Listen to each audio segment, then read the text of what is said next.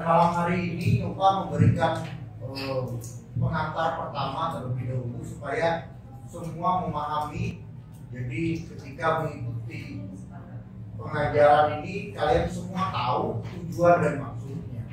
Yang pertama, melalui pengajaran ini yang Opa harapkan pemahaman perubahan paradigma dari kalian tentang bagaimana memandang kehidupan kita yang dipercayakan Tuhan sekarang. Termasuk di dalamnya ada The Great Commission University, di mana kita sekarang ada. Untuk apa kita ada? Kenapa kita harus ada? Dan kita akan berbuat apa ke depannya? Setelah kita selesai dari tempat ini, apa yang kita harapkan sebetulnya? Apakah ada yang kita harapkan atau tidak ada yang kita harapkan? Apakah itu adalah sesuatu yang dikehendaki Tuhan dalam hidup kita atau bukan? Jadi akan kita pelajari selama beberapa bulan ke depan tentang bagaimana caranya. Opa akan ngajarin kalian bagaimana kalian menggenapi visi amanat agung yang diinginkan Tuhan dalam kehidupan kita masing-masing. Nah, untuk itulah tempat ini ada. Gunaki adalah alat Tuhan untuk mencapai visi dan kehendak Tuhan. Bukan kehendak Opa Ari, bukan kehendak Opa Handoko, apalagi kehendak Opa. Jadi yang Opa ingin capai perubahan paradigma cara berpikir kalian semua guna mencapai tujuan amanat agung yang diinginkan Tuhan. Makanya kelas ini dinamakan kelas materi multiplikator. Bagaimana bisa menghasilkan generasi-generasi untuk mencapai visi amanat agung yang sudah ada di tempat kita. Pengalaman yang sudah ada, kita banyak berbicara tentang teori, banyak berbicara tentang aturan, banyak berbicara tentang segala macam, yang dimana banyak dari rekan-rekan mahasiswa semua nggak paham nih maksud aturan ini apa. Ini sesuatu yang berbahaya apabila kita terus berjalan dalam suatu tatanan ini tapi kita nggak tahu maksudnya apa. Saya bisa contohkan, hukum Taurat itu hukum yang mematikan. Semua aturan yang ada itu, hukum Taurat itu hukum yang mematikan. Itu firman Tuhan menyebutkan. Tetapi hukum Taurat itu ada gunanya. Untuk apa? Untuk menuntun kita sampai kita datang kepada Kristus. Setelah kita datang kepada Kristus dan dimerdekakan oleh Tuhan, hidup kita bukan lagi berdasarkan hukum Taurat. Hidup kita berdasarkan sebagai orang-orang yang merdeka di dalam Kristus. Apakah hukum Taurat tidak ada gunanya? Jelas ada gunanya untuk menuntun kita datang kepada Kristus. Sama dengan aturan di sini. Anda semua, rekan-rekan mahasiswa dan saya, bukan hidup untuk aturan. Tapi aturan itu dipakai untuk menuntun kita kepada arah yang benar. Sehingga menghasilkan generasi yang diinginkan Tuhan. Itu masuk dalam kehidupan. Jadi kita harus hidup sebagai orang yang merdeka di dalam Kristus. Itu salah satu contoh. Kenapa pengajaran ini Opa pikirkan? Karena jujur Opa mengerti visi ini. Opa datang ke tempat ini karena ini tahun 2012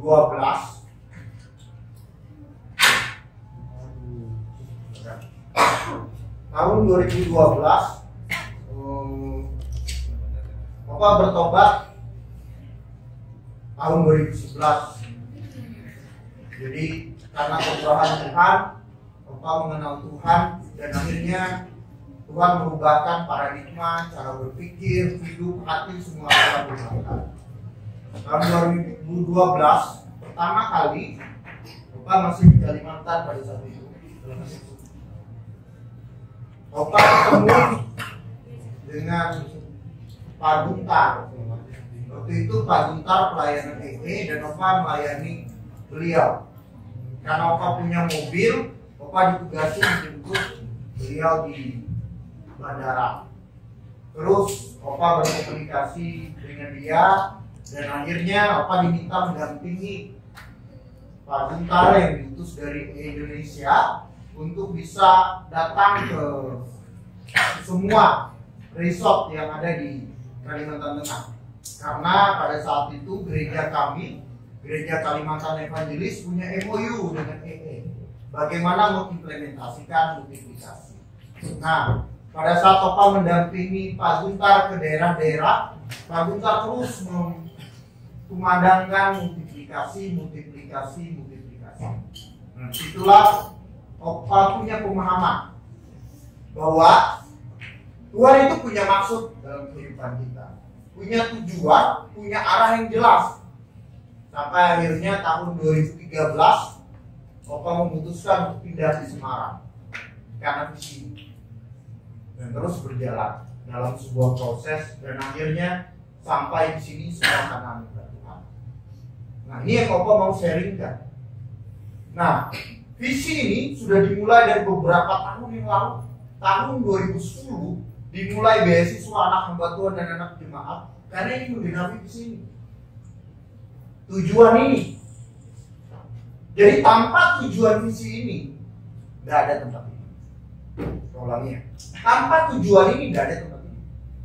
Oleh sebab itu, tempat ini adalah tempat yang dipakai Tuhan untuk memperlengkapi anak-anak muda, untuk memperlengkapi orang-orang pilihan Tuhan, sehingga mencapai maksud dan kehendak Tuhan. Salah satunya, orang yang ingin dipakai Tuhan adalah kalian. Amin. Untuk menggenapi visi ini. Opa tidak tahu kapan kalian mengerti, kapan kalian paham, kapan kalian diubahkan oleh Tuhan. Tapi Opa percaya Tuhan yang memulai segala sesuatu, Tuhan pula yang akan meneruskannya sampai pada akhirnya kita bisa bertemu dengan Kristus. Jadi semua yang dilakukan di sini, entah itu kamu kuliah, entah itu kamu tidur, entah itu kamu doa pagi, entah kamu itu makan di sini, tujuannya adalah ini, multiplikasi.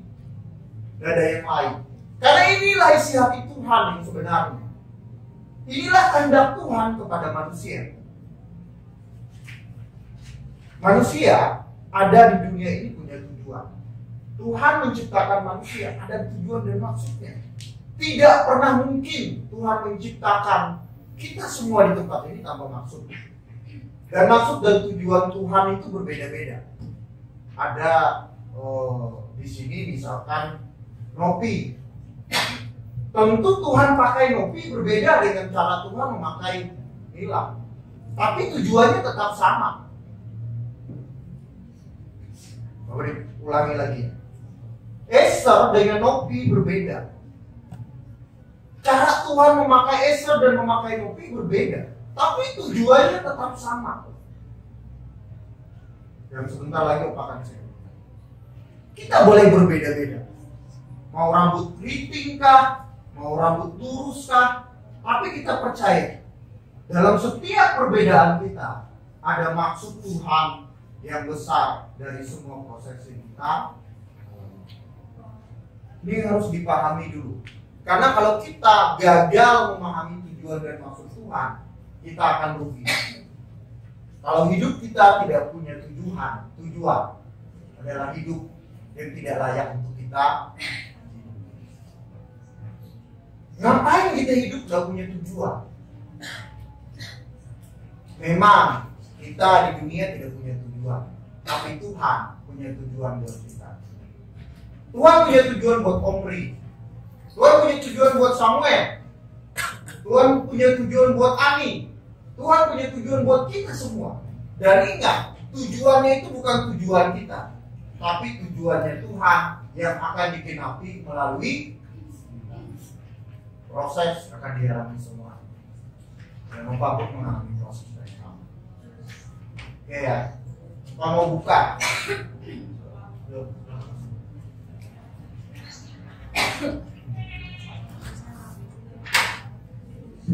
Apa sih sebenarnya kerinduan hati Tuhan? Dimulai dari yang pertama. Tuhan tuh menciptakan manusia. Apa tujuannya? Kita lihat bersama-sama.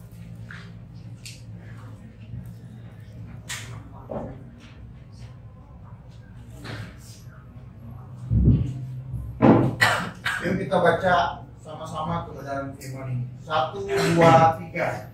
Allah berkati mereka, membawa firman kepada mereka. Beranak cuculah dan bertambah banyak, penuhilah bumi dan takluklah itu. Berkuasalah atas ikan di laut dan buru-buru di darat dan atas segala binatang yang belayang di bumi. Inilah firman yang pertama yang diucapkan oleh Tuhan kepada manusia. Tuhan menginginkan kita beranak cuculah, bertambah banyak, dan penuhilah bumi, berkuasalah atas bumi. Ini yang diinginkan Tuhan, agar nama Tuhan dipermuliakan. Jadi Omri ada di sini, Tuhan menginginkan dia beranak cucu, bertambah banyak, dan penuhilah bumi.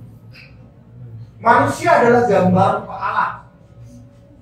Yang kata Daud, siapakah manusia sehingga engkau menyamakan manusia dengan engkau, Tuhan?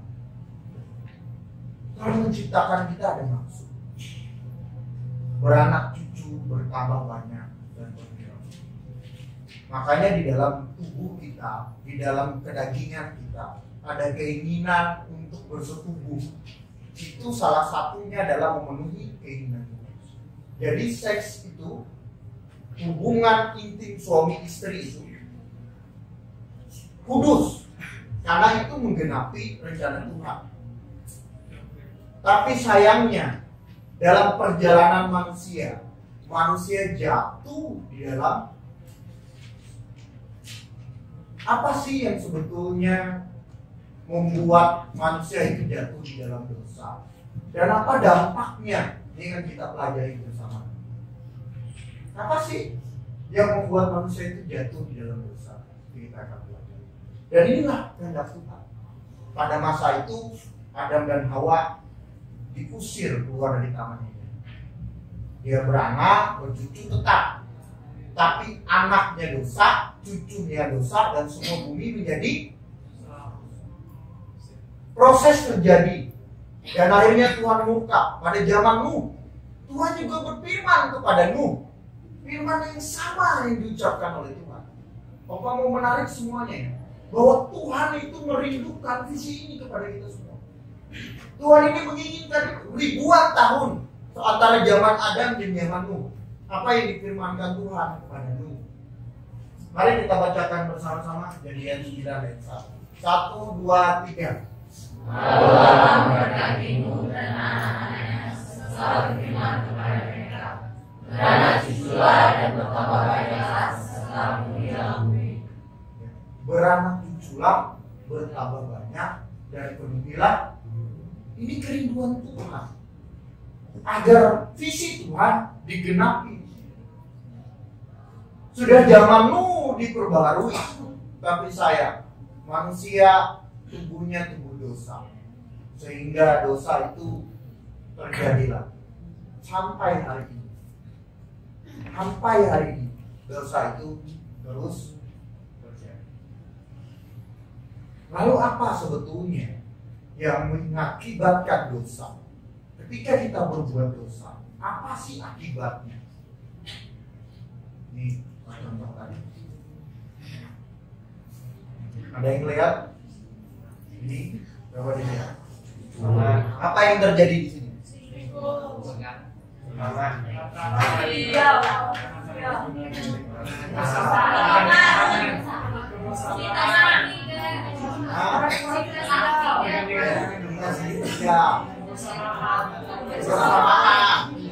Pandangnya berbeda-beda. Kerja sama tim. Saling mengasihi. Saling menikmati. Saling berbagi itu namanya umat berbagi. Banyak pandangan, tapi inilah dosa. Engkau punya hubungan dengan Allah. Anggaplah engkau itu adalah cinta kasihnya Tuhan. Tuhan menciptakan engkau dengan maksud dan tujuan tertentu. Tapi ketika engkau berbuat dosa, melakukan kesalahan, itu akan merusak hubunganmu dengan. Jadi akibat dosa itu hubungan hubunganmu dengan Tuhan itu akan jauh. Makanya tidak heran kita sebagai anak-anak muda, ketika kita buat dosa, kita susah datang kepada Tuhan. Kamu boleh baca Alkitab, kamu boleh ujian penyembahan sampai lompat-lompat, tapi itu bukan berarti kamu memuji Tuhan. Jangan-jangan itu hanya ekspresi kesalahan hidup. Ulangi sekali lagi. Kamu bisa baca Alkitab, kamu bisa berdoa, kamu bisa puji Tuhan. Tapi jangan-jangan itu bukan kepada Tuhan, hanya kepada diri sendiri. Nah, ketika manusia jatuh ke dalam dosa, hubungannya dengan Tuhan menjadi, katakan kepada kiri kanan, kalau engkau jatuh ke dalam dosa, engkau merusak hubunganmu dengan Tuhan.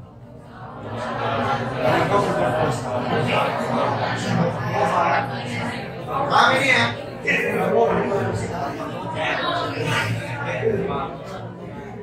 Jadi ketika engkau ingin berbuat dosa, ingatlah engkau akan merusak hubunganmu dengan, sama seperti ini. Kalau engkau berpacaran, Opa yakin semuanya pasti pernah pacaran di sini. Oh, ada yang nggak pernah. Haleluya. Oke. Kalau kamu pacaran, nih ya, perhatikan ya. Karena Opa pernah pacaran, makanya Opa tahu. Sekali lagi ya.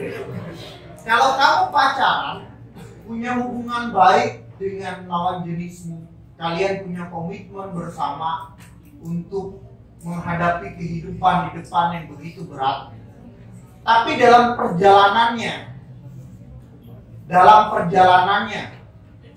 kamu melakukan yang tidak benar. Apa yang akan terjadi? Apa yang kamu rusak? Apa yang kamu rusak?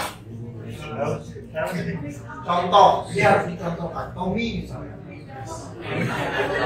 Siapa? Dengan Santi lah.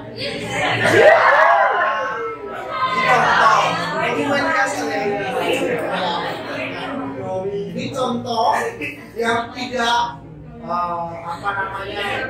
bukan kebenaran. Ini Opa hanya mengilustrasikan. Perhatikan. Tommy misalkan punya hubungan dengan Santi yang sangat baik. Mereka sudah jalan bersama-sama 1 tahun lebih. Oke ya. Nah, apa yang dilakukan oleh Tommy? Diperhatikan ya. Tommy melakukan hal yang sangat kecil. Apa itu? Mereka kan punya hubungan yang baik. Tommy misalkan meludah muka. Perhatikan ya. Perhatikan. Ketika Tommy meludah muka Santi, Santi bisa marah nggak?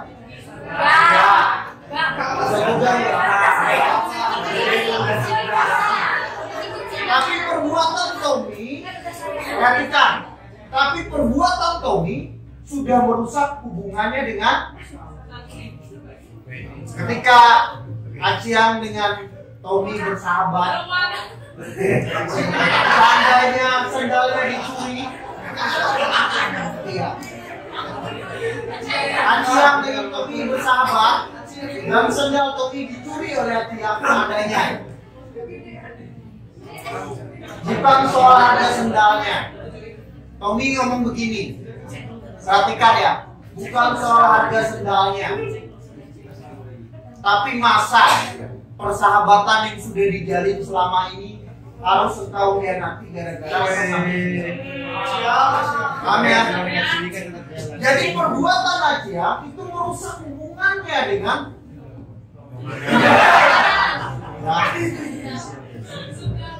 Nah, kamu kasih tahu kalian, kita ini punya tubuh yang kedagingan, yang keinginan daging terus berjuang di dalam tubuh kita.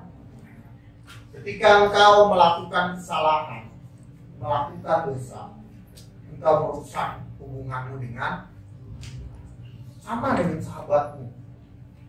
Ketika engkau mencuri sandalnya, engkau itu bukan soal sandalnya, tapi kau merusak hubunganmu dengan Sandal. serius. Opa punya pengalaman akan hal ini. Opa dari SMP punya sahabat. Saya tak punya kok. Ya, tapi dari mana? Karena sahabat, perhatikan ya, sahabat SMP itu lebih gimana ya? Kalau lebih oke. SMA sahabat Opa dia lagi. Suatu ketika ini sudah bersahabat, teman baik. Dia pacaran dengan satu cewek itu cantik banget. Ya, dia jadi rebutan. Opa bersahabat. Ketika dia perhatikan, ketika dia putus sama cewek itu, Opa dekati cewek pacarnya. Lama, dia sudah putus loh. Apa yang terjadi? Dariku. Kamu masih pacaran sama dia, tapi ada yang nikung dari belakang. Itu nikung. Apa yang terjadi? Mungkin secara aturan itu udah jadi masalah, dia sudah putus kok. Tapi apa yang terjadi? Kamu merusak persahabatan. Karena biar bagaimanapun orang yang punya hubungan itu walaupun putus, apalagi kalau sudah saling mencintai ya. Kalau ada lihat temannya sendiri pacaran sama cewek itu atau cowok itu, dia sakit hati sekali. Serius. Nah, apa yang Opa lakukan sesuai aturan itu tidak salah. Tapi itu salah kalau soal hubungan, pertemanan, sahabat, sama dengan kita. Mungkin secara aturan kamu oke kok, tapi sebetulnya kamu tahu, oh saya tidak buat dosa kok, saya tidak buat salah kok. Tapi sebetulnya kamu tahu, ketika kamu melakukan yang tidak sesuai diinginkan Tuhan, kamu melukai hati Tuhan. Hubungan yang Tuhan inginkan dalam semua kehidupan. Tapi banyak orang melupakan hubungan, meninggalkan hubungan. Yang penting sesuai aturan. Yang penting sesuai aturan. Sesuai aturan enggak? Kalau sesuai aturan boleh. Seorang Kristen, seorang yang sudah dibenarkan oleh Tuhan, dia tahu itu salah dan itu bukan. Ya. Nah, hubungan yang baik tadi menjadi rusak akibat perbuatan yang tidak sesuai dengan hati nurani yang murni. Inilah yang membuat manusia jatuh ke dalam dosa. Ketika engkau jatuh ke dalam dosa, engkau merusak hubunganmu dengan Tuhan. Manusia pada zamanmu kembali lagi berbuat dosa, dan semua bumi menjadi dosa. Malahan orang yang mengaku dirinya imam-imam, orang-orang Farisi yang menyelidiki Alkitab, tiap hari pun berbuat dosa. Karena mereka melakukan apa yang kelihatan. Dengan Tuhan ngomong begini, engkau meletakkan beban kepada orang, tapi engkau sendiri tidak mau menanggungnya. Orang-orang ahli Taurat, orang-orang imam-imam, malahan pada saat ini dari pendeta-pendeta besar berbuat dosa. Yang sebab itulah, karena Tuhan tahu manusia itu tidak pernah akan mampu menyelamatkan diri. Manusia itu tidak pernah akan mampu lepas dari dosa. Yesus datang ke dunia. Yesus datang ke dunia untuk menjadi teladan buat kita. Bahkan dia datang ke dunia untuk menyelamatkan kita yang berdosa. Selagi kita masih berdosa, Tuhan mengasihi kita. Apa dasarnya dia mengasihi kita? Karena dia menciptakan kita. Ruben diciptakan oleh Tuhan, Shalom diciptakan oleh Tuhan. Amin. Oleh sebab itulah Tuhan datang ke dunia. Tuhan kasih tahu ya, Tuhan itu tahu dosamu sejak kamu lahir sampai kamu mati nanti. Ulangi lagi ya. Tuhan itu tahu dosamu sejak kamu lahir sampai kamu mati, dan dia berkorban untuk engkau. Jadi apa dosa kita besok itu Tuhan tahu. Dan Tuhan punya rencana yang besar buat kita. Ya. Nah, hubungan yang dirusak.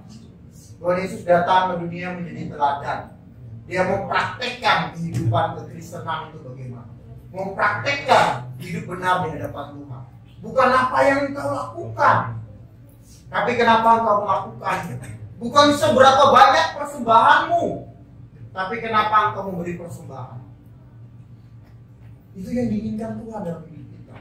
Kedatangan Tuhan Yesus ke dunia merubah paradigma, merubah cara berpikir kita, merubah kehidupan kita. Dan kita hanya dimenangkan oleh. Dan sebelum Tuhan Yesus naik ke surga, Dia memberikan pesan kepada kita yang kita sebut dengan amanat. Kenapa Dia menjadi Tuhan? Kalau Yesus itu hanya mati di dunia ini, Opa tidak mau percaya sama Dia. Karena sama dengan pemimpin-pemimpin yang lain juga mati kok.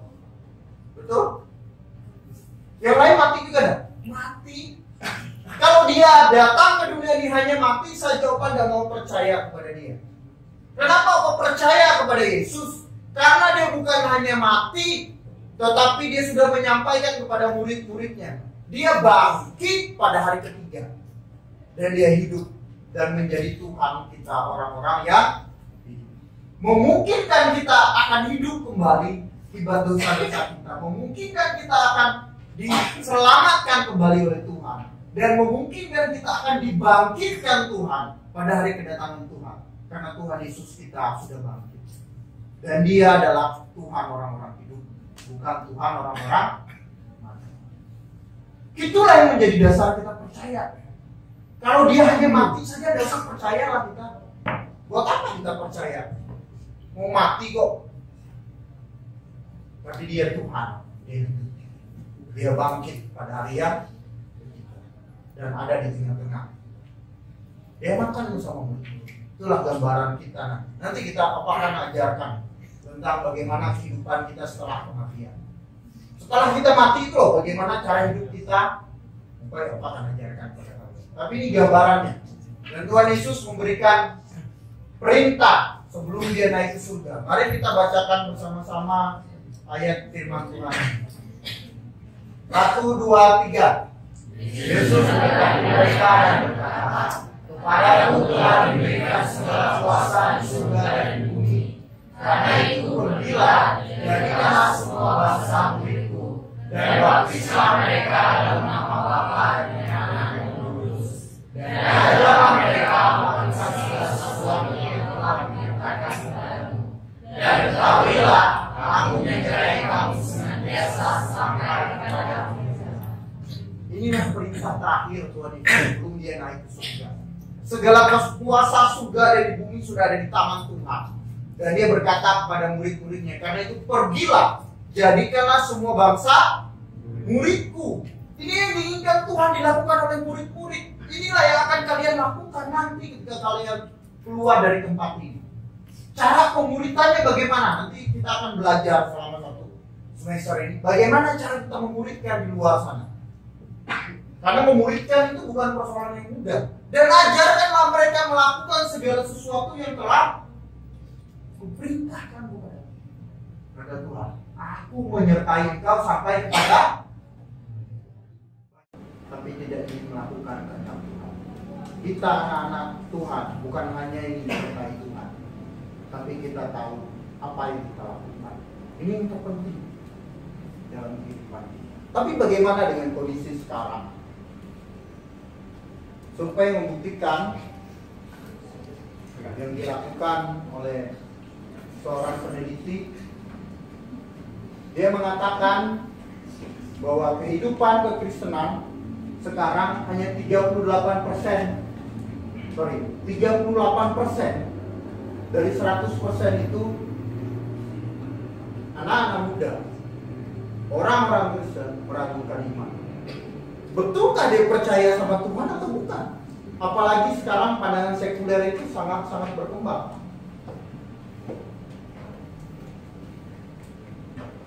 Di 57% sudah tidak aktif lagi. Ngapain saya pelayanan? Buang-buang waktu, buang-buang tenaga, buang-buang pikiran. Lebih baik kita ngopi bareng, apalagi kerja bareng, apalagi semua ke mall, Ngapain kita aktif lagi dalam hal-hal kerohanian? Toh tidak ada artinya, tidak ada tujuannya.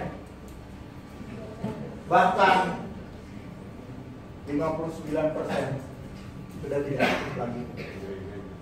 Bagaimana mungkin kalau sudah 59% sudah tidak aktif lagi ke gereja? Anak-anak muda sekarang hilang. Kalian bisa lihat, cek di gereja-gereja, banyak gereja, tidak semua ya, banyak gereja yang sudah tidak memiliki generasi muda. Kenapa sebetulnya?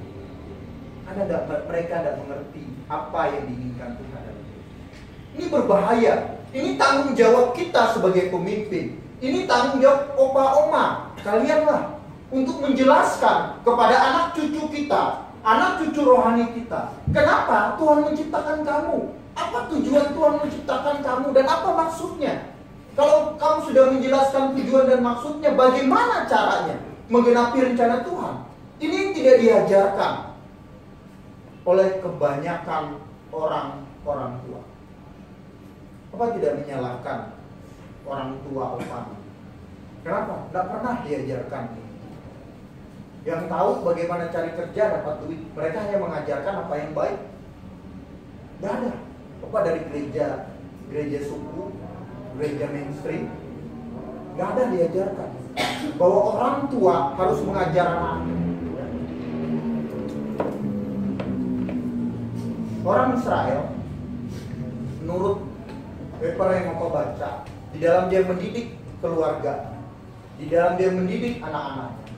Setelah makan malam, setelah makan, dia akan bercerita apa yang menjadi pergumulan dia sepanjang hari itu. Apa yang harus dia lakukan? Terbuka dengan keluarga. Ini yang hilang. Ini salah satu cara iblis merusak hubungan kita. Hubungan anak dan bapak jadi rusak. Berapa banyak orang-orang Kristen, anak-anak Tuhan kecewa dengan orang tua. Bahkan bukan hanya itu, anak-anak hamba Tuhan banyak kecewa dengan bapaknya. Kenapa? Papanya bisa mendidik orang lain, anaknya sendiri aja tidak punya waktu. Seringkali seperti itu. Kalau hidup di kota seperti itu, bapaknya terlalu sibuk. Ini yang terjadi. Prihatin. Malahan lembaga survei juga pada bulan Januari kalau tidak salah, Bapak ikut waktu pelaksanaan ini, menunjukkan bahwa apa yang menjadi penyebab kehendak Tuhan, keinginan Tuhan itu tidak digenapi. Iya. Ini survei Amanat Agung yang dilakukan oleh Bilangan Research Center di Indonesia. Dia bekerja sama dengan Barna Amerika. Dia mendapatkan seperti ini. Pemahaman terhadap istilah Amanat Agung Matius 28:19-20. Kalian bisa perhatikan. Seorang pendeta, seorang gembala, ini ada apa namanya, objeknya ini semua sudah lengkap. Jadi ini kebenarannya bisa dipastikan menurut metodologi penelitian yang benar. Para pendeta paham dengan amanat agung itu ada 83%. Bagus, karena sekolahnya sekolah teologia. Pendidikan teologia ada 83%. Kemana 17%-nya? Nggak paham amanat agung. Itu pendeta loh. Setelah itu majelis penetua dan pemimpin di gereja yang sangat menyatakan sangat paham itu ada 69,9%, anggap saja 70%. Kemana 30%-nya? Jadi ada pendeta, ada pemimpin gereja, seandainya 100 orang, yang paham itu hanya 70%. 30% itu tidak paham. Dan lebih berbahaya lagi, akibat pendeta aja 17% hilang, majelis penetua dan pemimpin 30% hilang. Kira-kira jemaat bagaimana? Pemahaman tentang amanat agung hanya 40,4%. Artinya 59, sekian persen itu tidak paham sama sekali tentang amanat agung. Ini menjadi masalah besar di dalam kekristenan. Kalau amanat Tuhan saja Anda tidak paham, bagaimana mungkin Anda bisa melakukan kehendak Tuhan? Yang ada hanya Anda melakukan kehendak dirimu sendiri. Dianggap baik. Apa yang baik menurut dunia itu yang Anda lakukan. Malahan yang ada Anda mengejar keinginan-keinginan daging. Itu yang terjadi. Karena ketidakpahaman ini. Ini yang terjadi di Indonesia. Oh, tapi gereja saya semua paham, Pak. Ya, mungkin gereja. Tapi gereja-gereja yang lain, maksud dan tujuannya tidak jelas. Makanya tidak heran anak-anak ketika dia pelayanan tidak tahu tujuannya. Dia akan bingung. Kenapa tidak ingin kalian sebagai pemimpin di tempat ini, oma opa di tempat ini, anak cucu kalian tidak paham dan tidak mengerti tentang amanat Allah. Inilah situasi dan kondisi sekarang. Dan apa tidak ingin kita semakin banyak orang, 500, 600, 700 orang, tapi tidak ngerti tujuan dan maksud di tempat ini. Yang ada ngomel, yang ada mengeluh, yang ada begini, yang ada begitu. Percuma. Sudah hidup susah di sini, tidak tahu tujuannya lagi. Susah. Dan ini akan terjadi di tempat kita apabila orang-orang yang ganteng dan cantik ini tidak mau menjelaskan ini kepada anak cucu. Hilang tujuan. Hidup yang tidak punya tujuan adalah hidup yang tidak layak dihidupi. Untuk apa kita hidup tidak punya tujuan? Kamu ada di Unaki, ada di asrama, tidak ngerti tujuan. Waduh, repot. Dan Opa yakin kalau kalian semua sudah paham. Tapi anak-anakmu, cucu-cucumu, mereka tidak paham apa yang akan terjadi dengan proses mereka. Kenapa harus mati air? Kenapa harus mamiku lebih jahat daripada aku? Kenapa harus anak rohaniku ini? Ada yang menolak anak rohaninya. Sampai dia lulus, dia menolak anak rohaninya. Ketika dia mau keluar, baru dia mengerti kehendak Tuhan. Dan akhirnya dia menangis dan memeluk anaknya. Ada. Sampai sekarang bergumul dan menerima anaknya. Ada. Dan itu yang terjadi di tempat kita. Kenapa tidak ingin kesalahan ini terjadi juga di tempat kita? Kesalahan, ketidakpahaman ini membuat cara berpikirnya berbeda. Kalau tujuan itu sudah sama-sama tahu, enak menjalaninya.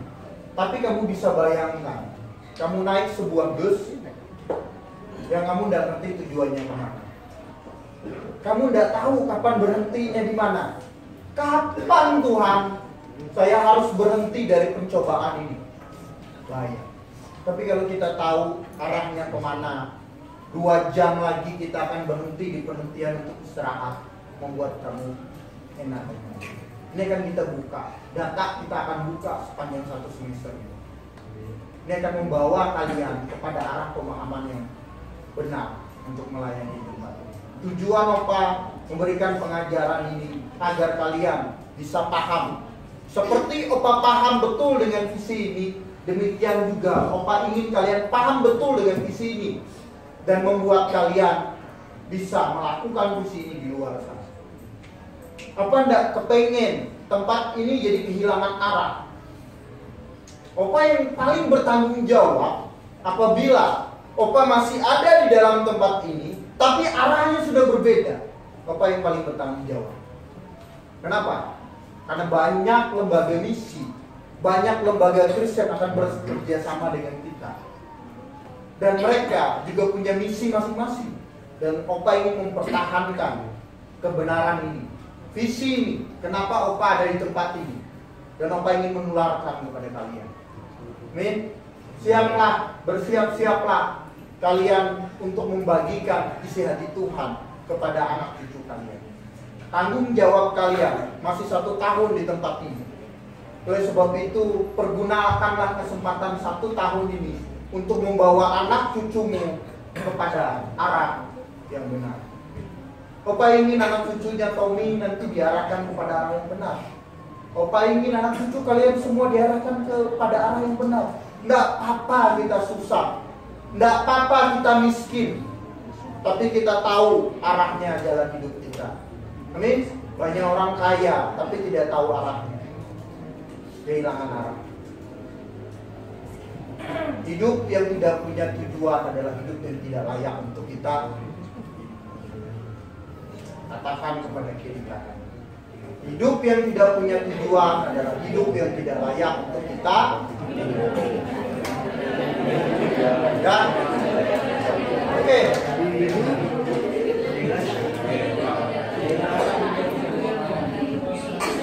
Oke, ingat saja. Lalu selanjutnya, bagaimana cara kita melaksanakan amanat aku? Kalau kita sudah tahu isi hati Tuhan, kalau kita sudah tahu tujuan dari Tuhan, bagaimana cara kita melaksanakannya? Ya, ini pertemuan pertama kita. Opa harap semua bisa memahami. Dan kalau kalian merasa kurang puas dengan materi ini, kalian bisa cari referensi yang lain. Ya. Cari pemahaman yang lain tentang amanat aku. Inilah amanat Tuhan Yesus. Dan Opa minta semuanya tidak ada yang tidak hadir satu semester ke depan, agar kalian tujuannya adalah bisa menjadi seorang multiplikator yang baik. Amin. Nanti ada sesi